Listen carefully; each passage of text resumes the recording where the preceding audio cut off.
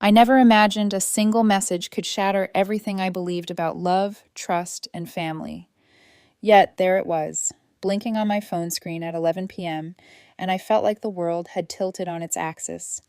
Ben, my boyfriend of 2 years, the man I thought I could build a future with, confessed to having an affair with my own sister, Nora.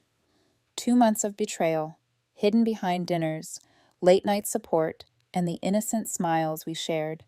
And he announced it in our group chat as if it were the most joyous news anyone could ever share. I stared at the words, frozen.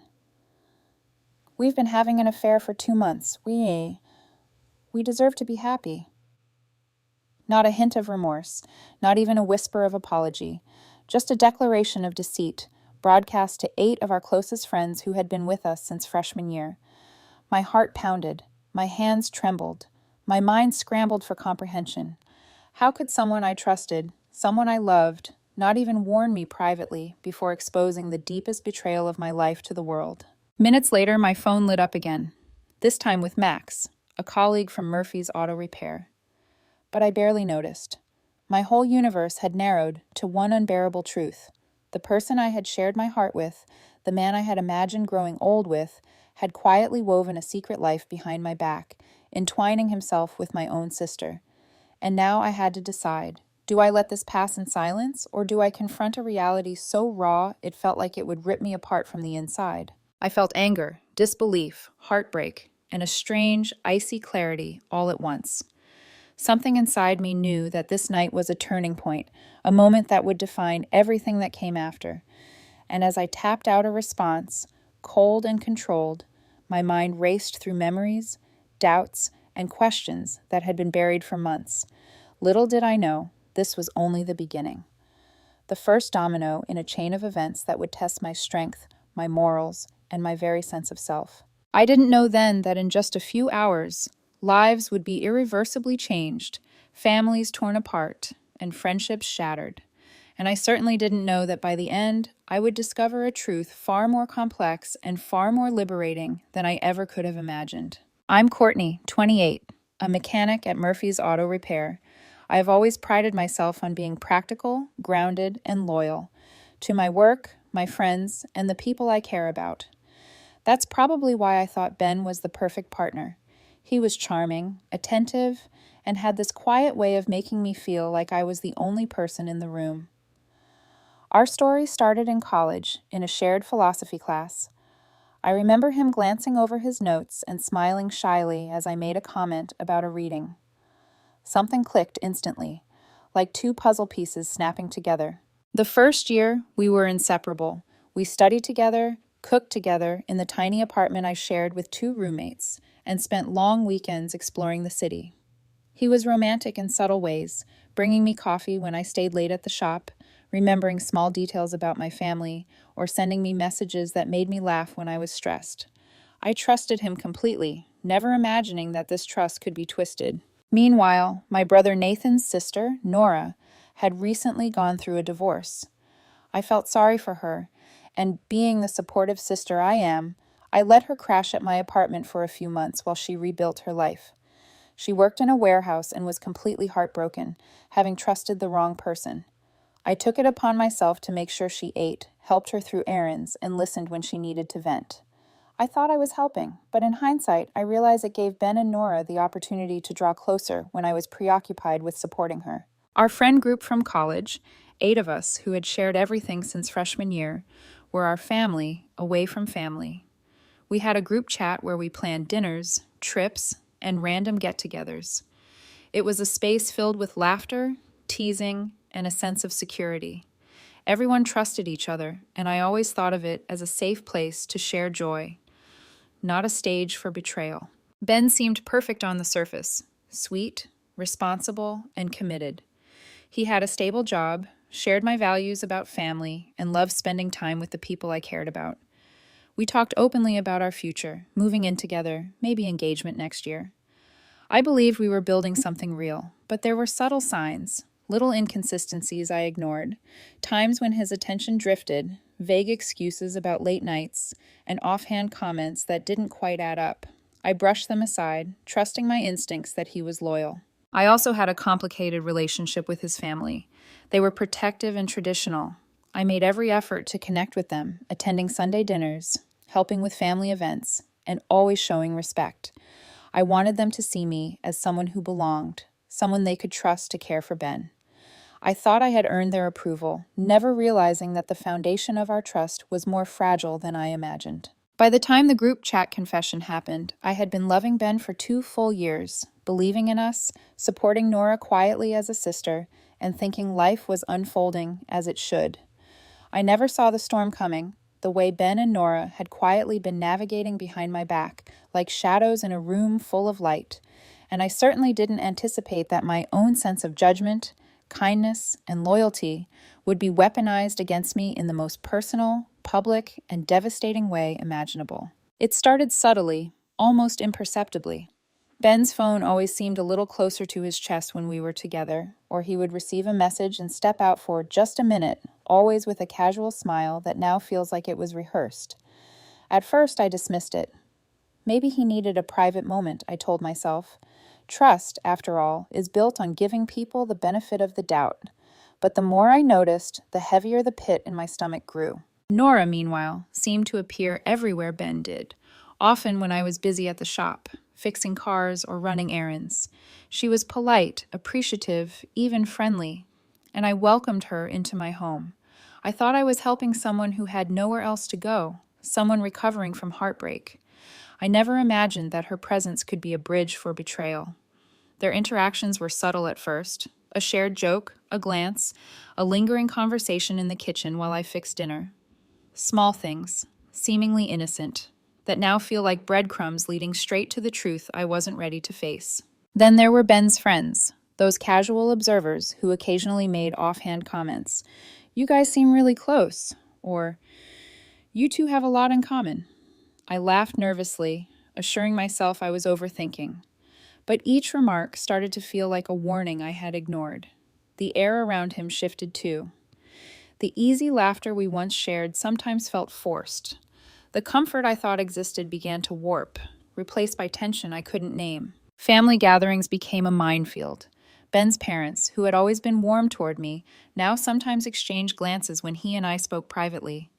I caught fleeting moments, his hand brushing Nora's shoulder in passing, lingering touches that seemed unnecessary, conversations that paused abruptly when I entered the room. My heart would race, a silent alarm warning me of something I wasn't yet ready to confront. And yet I questioned myself constantly. Am I imagining this? Am I being paranoid? I replayed interactions, scrutinized texts, and tried to rationalize each unease away. I wanted to believe in Ben.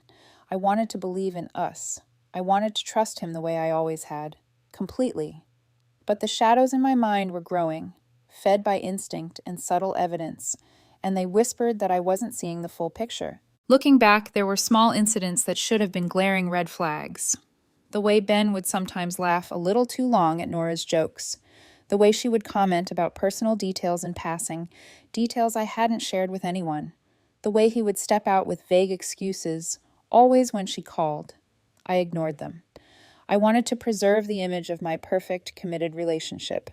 I clung to the facade of normalcy, telling myself that I was being oversensitive. But the tension kept building, layering itself over our conversations, our group hangouts, our routines.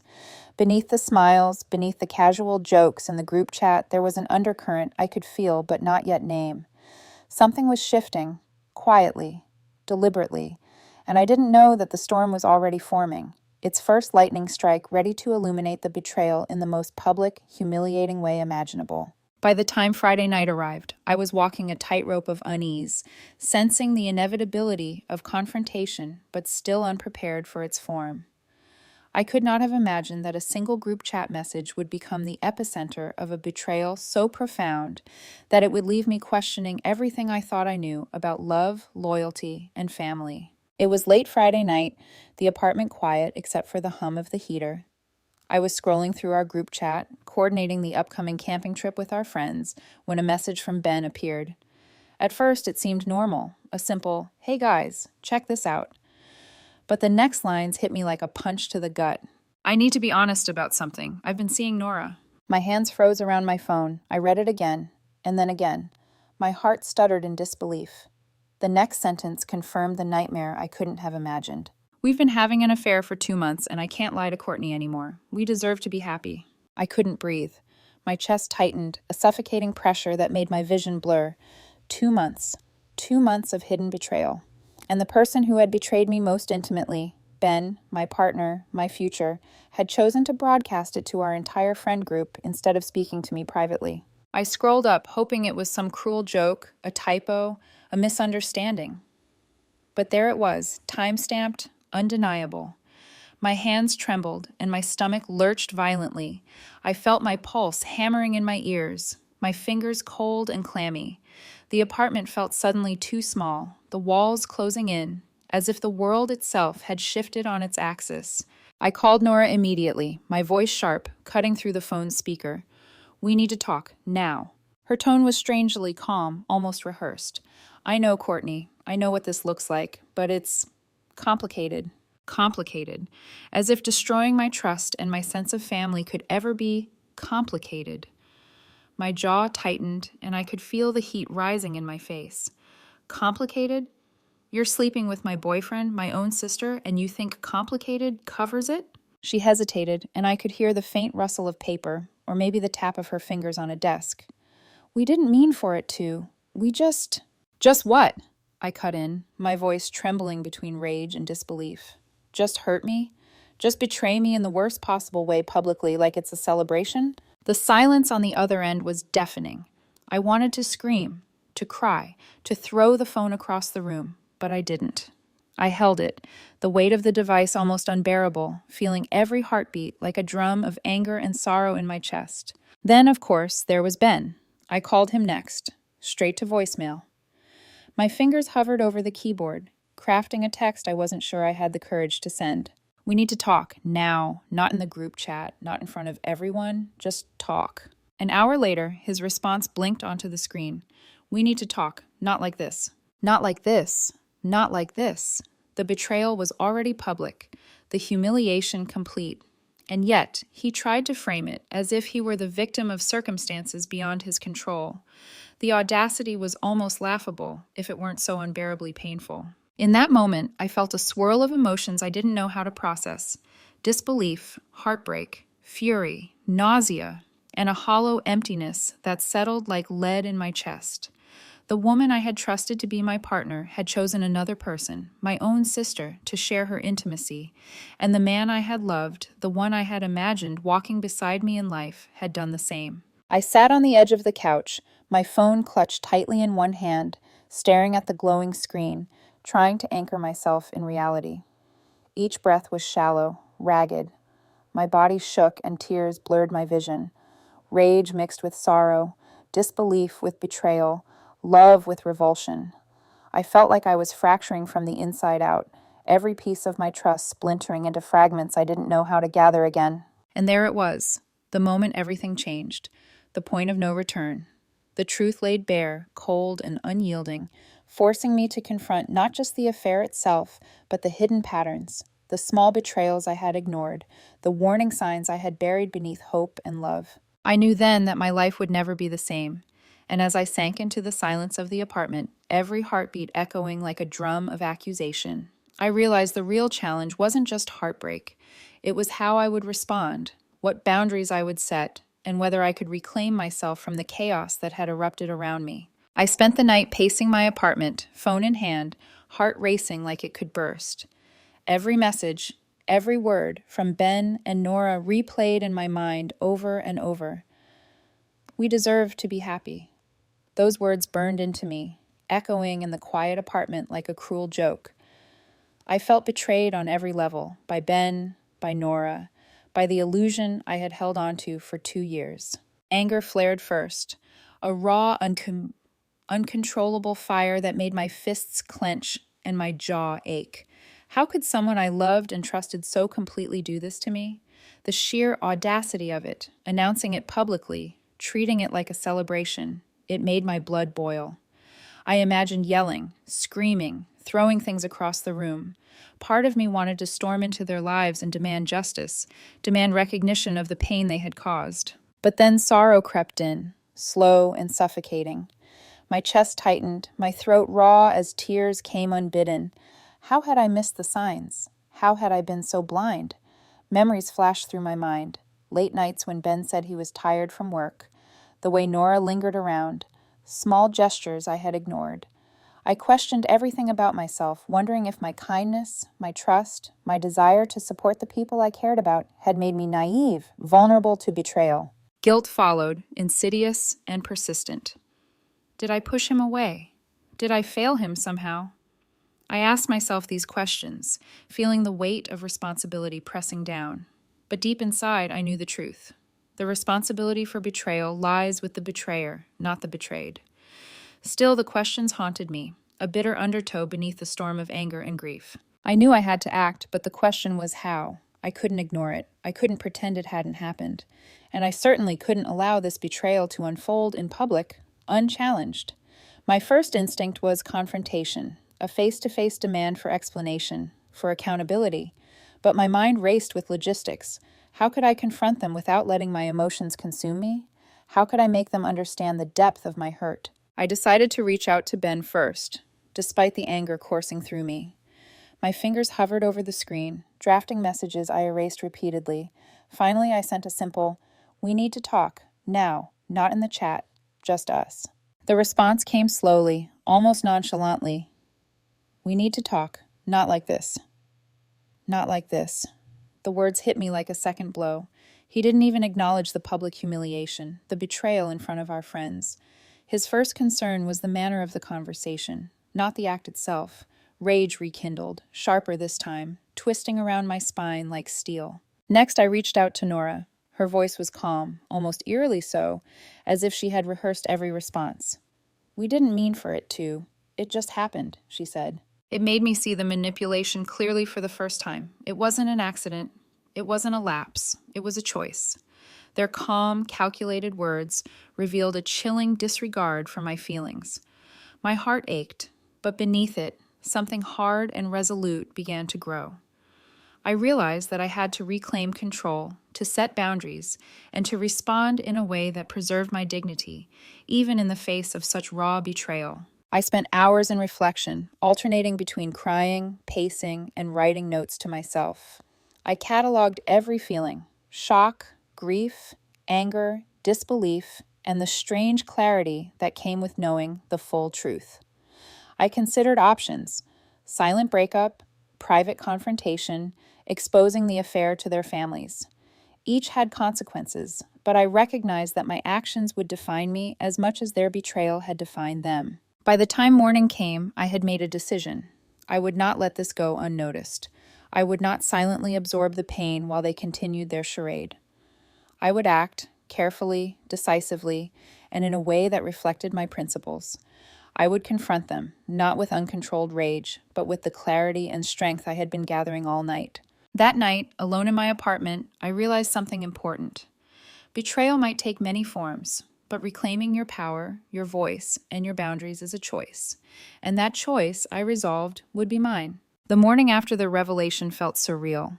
My apartment was filled with the quiet hum of city life outside, but inside, I felt like I was standing in the eye of a hurricane. My mind raced, replaying every message, every glance, every subtle warning I had ignored. I knew I had to act, but every step I took seemed to pull the storm closer. First came Ben's family. I hadn't anticipated how deeply involved they would become. His mother called me almost immediately after the group chat went silent, her voice trembling with concern. "Courtney, are you okay? What happened?" I told her the truth, as carefully and measured as I could. Every word I spoke carried weight, because now it wasn't just about Ben and Nora. It was about the consequences that rippled through everyone connected to them. His parents were shocked, their eyes wide with disbelief. Ben's father, normally composed and reserved, spoke with a rare intensity. "Courtney, you did the right thing. This cannot be ignored." Then came the calls from friends, each conversation a different shade of judgment and support. Jace, my closest friend in the group, immediately voiced understanding. "Courtney, she made this public. You didn't overreact. They need to face the consequences." But not everyone agreed. Riker, another friend, suggested that I might have gone too far by forwarding the screenshots to Nora's family. His voice was calm, reasoned, but it felt like a knife twisting in my chest. "Maybe this could have been handled privately," he said. I wanted to scream at him, to tell him that privacy was forfeited the moment betrayal was broadcast to everyone, but I kept my composure. And then the evidence kept piling up. While reviewing the chat, I noticed subtle details, references to inside jokes Nora had with Ben, times he had left the apartment under vague excuses that now matched her schedule. Every small piece of evidence added fuel to the fire, confirming the deliberate nature of their betrayal. By afternoon, Nora showed up at my apartment. I could see the panic in her eyes, the trembling in her hands, but I was unmoved. She tried to plead, to explain, to appeal to some imagined empathy, but I had already reached the edge of my tolerance. "This isn't about apology anymore," I said, my voice firm, measured. "This is about accountability. You made your choice public, so you must face the consequences." The escalation didn't stop there. Word traveled fast, and within hours, Nora's family had been informed. Calls flooded my phone, messages piling up in unread notifications. Her mother, usually stern but fair, was devastated. Her father, enraged and deeply disappointed, demanded that she leave their home immediately. The shockwaves hit even her younger siblings, who now saw the cracks in the perfect image they had of their sister. Every interaction, every phone call added layers of tension. Ben tried to justify, to explain, to soften the blow, but nothing could undo the damage. He claimed feelings, emotional confusion, and circumstance, but I saw through it. This was manipulation masquerading as vulnerability. His calculated attempts to frame himself as misunderstood only confirmed the depth of their betrayal. Meanwhile, I felt the shift inside myself. The storm raging outside mirrored the one I was feeling internally, but with every conversation, every confrontation, I felt my resolve solidifying. I wasn't just reacting to betrayal anymore. I was actively reclaiming my power, asserting my boundaries, and refusing to be a pawn in their drama. Friends began choosing sides. Jace and Mara stood firmly with me, offering support and validation. Others tried to stay neutral, but clearly struggled to hide their discomfort. The friend group I had thought of as unbreakable began to fracture, revealing true loyalties, hidden biases, and the complexity of human relationships. Even as chaos surrounded me, I found moments of clarity. I realized that this escalation, this storm of confrontation, calls, and exposure, wasn't just a response. It was a mirror reflecting their choices back to them.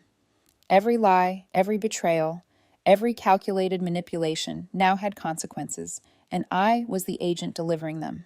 By nightfall, the apartment felt heavier, filled with the echoes of voices I had spoken to all day, some in support, some in judgment, some in disbelief. My body was exhausted, my mind sharp and focused.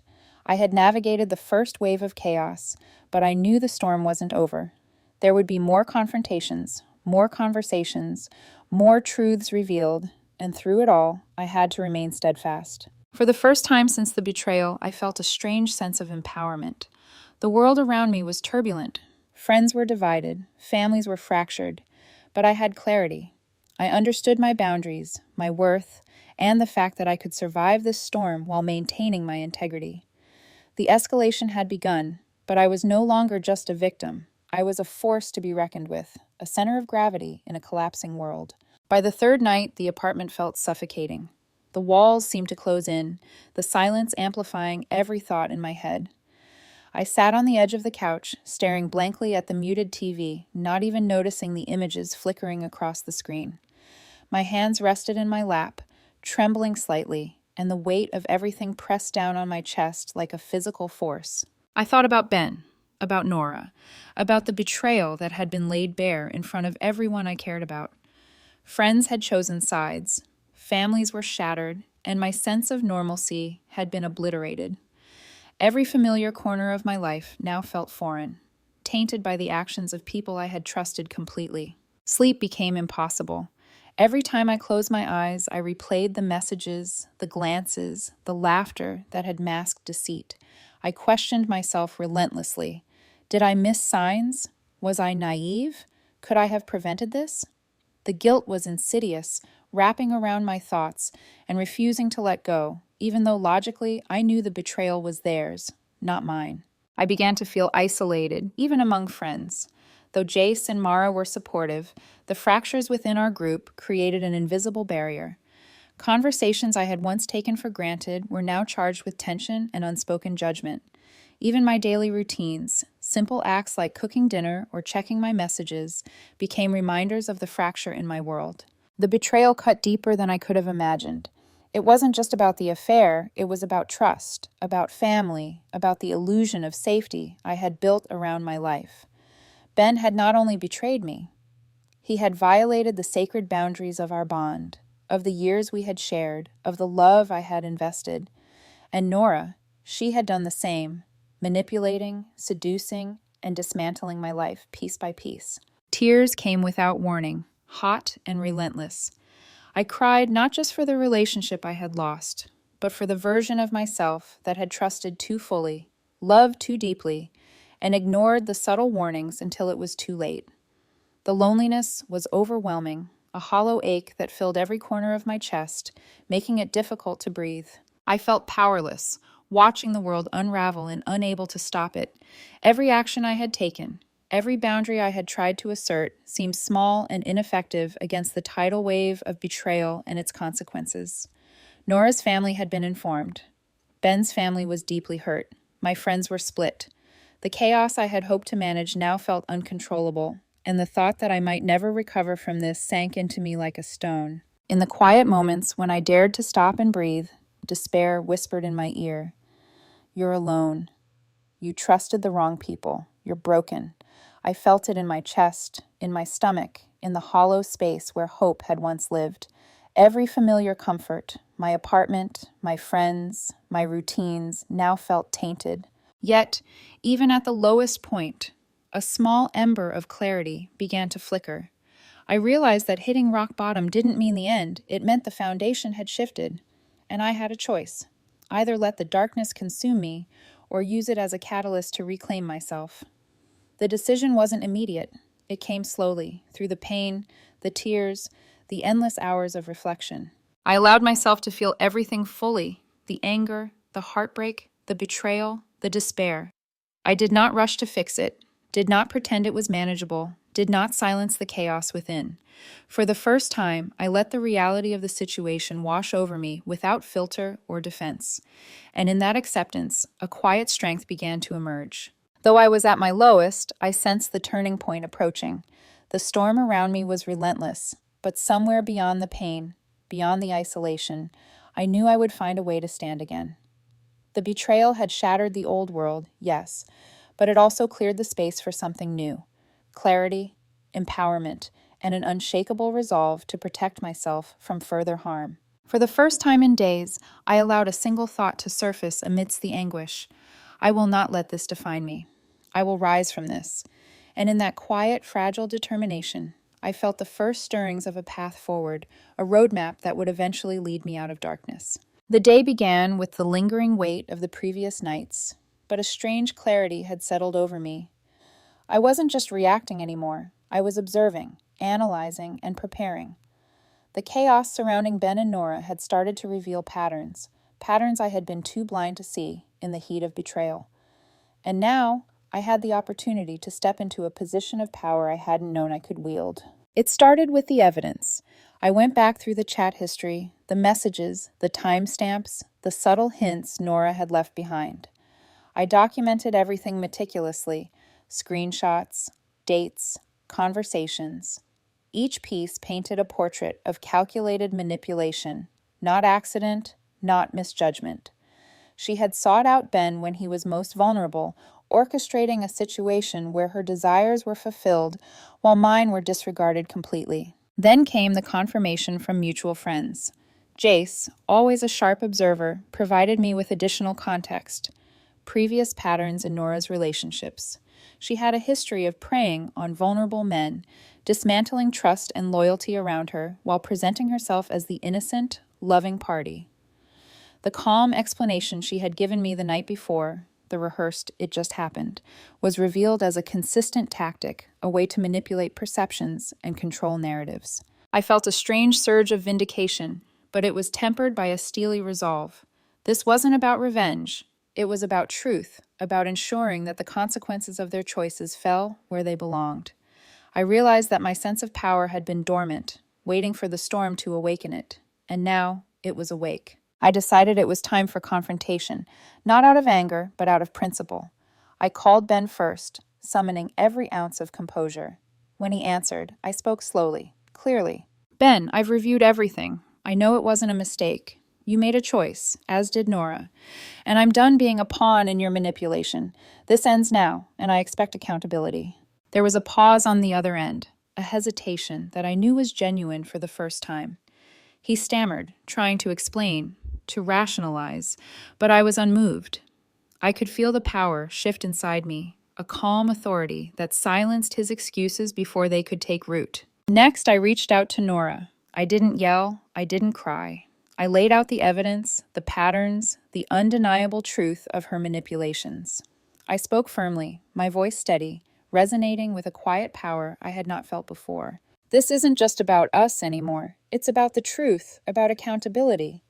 I've shared the facts with your family and friends because transparency is the only way to prevent further harm. This is your responsibility to face, not mine to shield you from. Her attempts to appeal to my emotions, to twist the narrative, fell flat. The fire that had once consumed me was now tempered into resolute clarity. I was no longer a victim reacting impulsively. I was a woman asserting boundaries, demanding honesty, and refusing to let deceit go unchecked. In that moment, I also recognized something deeply personal. I had spent too long questioning my worth, blaming myself, wondering if I had failed somehow. But as I saw the pattern of manipulation and deceit, I understood the truth. I had not failed.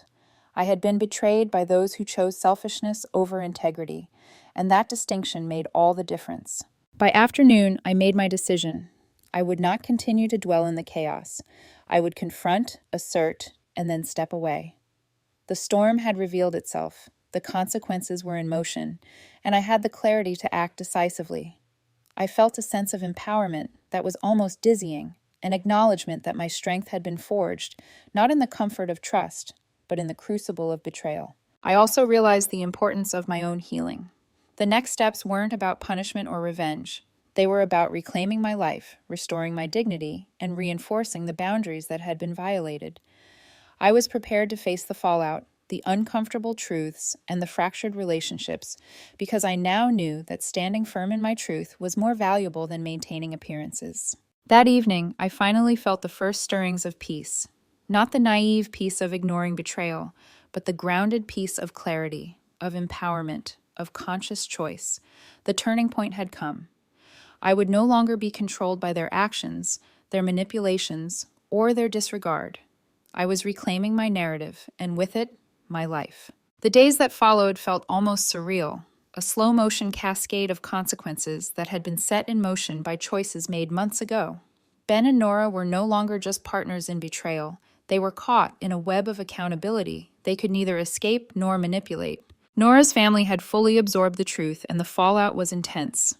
Her father, usually stern but reserved, was now publicly enforcing boundaries he had once hesitated to articulate. Calls to relatives, canceled plans, and a restructuring of family expectations sent shockwaves through their household. Her younger sister, whose wedding had been scheduled for months, was forced to postpone festivities to accommodate the new reality. Extended family members now spoke in hushed tones about Nora's choices, the image of the perfect daughter shattered beyond repair. Ben's family, though supportive of me, also had to confront the betrayal from within their circle. Conversations were tense, dinners filled with awkward glances, unspoken questions. Ben's previous attempts at justification were met with cold, clear-eyed judgment. It became evident that trust, once broken, could not be restored with excuses. The weight of their actions settled heavily on them, manifesting as tension, shame, and regret that could not be shrugged off. Among our mutual friends, the fallout was equally pronounced. Our once tightly knit group fractured irreparably. Jace and Mara remained by my side, a rare island of understanding and loyalty. Riker tried to stay neutral, but it was clear that even neutrality carried a subtle judgment. The imbalance within the group could not be ignored. The remaining friends gradually distanced themselves, unwilling to navigate the moral complexities and emotional turbulence that had erupted. Every interaction that Courtney had, whether with Ben, Nora, or mutual acquaintances, was a subtle reinforcement of the consequences. Ben's attempts to apologize or rationalize were met with calm firmness. I no longer allowed guilt or lingering affection to cloud my judgment. Each conversation was precise, measured, and guided by principle rather than emotion. The ripple effects even reached Nora's social circles. Friends who had once idolized her began to question her integrity. The narrative she had carefully crafted over the years, the image of a morally upright, trustworthy woman, began to crumble. And while I had not sought revenge, the truth itself was a force more powerful than any personal vendetta. It revealed patterns, exposed lies, and demanded accountability without my interference. At work, I threw myself into my craft and responsibilities. The promotion to head mechanic at Murphy's had come just before the storm, and now it became a sanctuary of control and focus. My hands, usually steady on wrenches and engines, seemed to ground me in a way no conversation or confrontation could. The tangible results of my labor contrasted sharply with the chaos of human relationships, offering a form of therapy that was both restorative and empowering. I also began redefining my personal boundaries. No longer would I allow emotional manipulation to dictate my decisions. No longer would I allow someone else's desire for control to erode my sense of self-worth. Friends, family, colleagues, they all saw a version of Courtney who was steadfast, clear-eyed, and unshakable. The fallout was as much internal as external. I had reclaimed authority over my emotional landscape. The ultimate irony, which did not escape me, was that the public and private consequences unfolded without my direct interference beyond the initial revelation. Ben and Nora's choices, once made, carried their own weight. Their reputations, relationships, and emotional lives bore the natural repercussions of betrayal. And in witnessing this, I experienced a profound sense of justice, not the vengeful, bitter kind, but the balanced, inevitable kind. I began to feel a quiet pride in my response. The storm had tested me in ways I never anticipated. I had confronted manipulation, betrayal, and lies head-on, maintaining composure and clarity throughout. I had exposed the truth, set firm boundaries, and observed the natural consequences unfold. In doing so, I had not only protected myself, but also ensured that the individuals responsible were accountable for their actions. By the end of the week, the dust had settled to an extent. Ben moved out, retreating into a space of reflection and, perhaps, regret. Nora remained with her family, facing a path of rebuilding trust, though the damage was severe and perhaps permanent. Our friend group had reorganized around integrity and loyalty, leaving a smaller but far more genuine circle behind. And I, Courtney, stood in the center of it all, unbroken. The fallout had tested my resolve, but it had also revealed my inner strength, my capacity to endure, and my ability to act with integrity in the face of profound betrayal.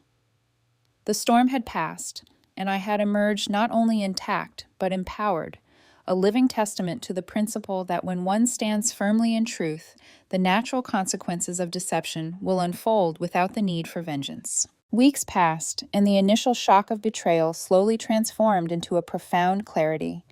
The apartment that once felt suffocating now held a quiet peace. I spent my mornings working on cars, my hands steady, my mind focused. The tangible results of my labor became a mirror of my inner reconstruction, careful, deliberate, resilient. I reconnected with hobbies I had neglected, surrounded myself with friends whose loyalty was genuine, and began to cultivate a life that reflected my values rather than the chaos created by others. Each day, I practiced gratitude for what remained: my integrity, my strength, my capacity to love and trust wisely. The pain of betrayal was still there, a scar etched into my memory, but it no longer dictated my actions or defined my self-worth. The lesson became clear. When someone reveals who they truly are, believe them the first time. Trust is precious, and boundaries are non-negotiable. Manipulation and deceit cannot thrive when met with clarity and firmness. I learned that accountability is not something you demand from others. It is the natural consequence of choices, and sometimes stepping aside to let it unfold is the most powerful act. I reflected on the nature of relationships, friendship, and family. True connections are built on honesty, respect, and mutual care. When those elements are violated, it is not weakness to walk away, it is strength. Protecting oneself, standing firm in truth, and allowing the natural consequences to take their course is an act of courage and self-respect. As I watched the city lights from my apartment window, I felt a sense of rebirth. Courtney, who had once been blindsided, isolated, and shattered, had emerged resilient, empowered, and whole. The betrayal had tested me in every possible way, but it had also revealed a strength I did not know I possessed. I had learned to value myself, to trust my instincts, and to navigate life with integrity and courage. And perhaps most importantly, I had learned that the right actions are not always easy or comfortable, but they are always necessary. This chapter of my life had ended, but it did not define me. I was free to build anew, grounded in truth, clarity, and an unwavering sense of self. And in sharing my story, I hope others understand. Sometimes the hardest storms reveal the strongest selves.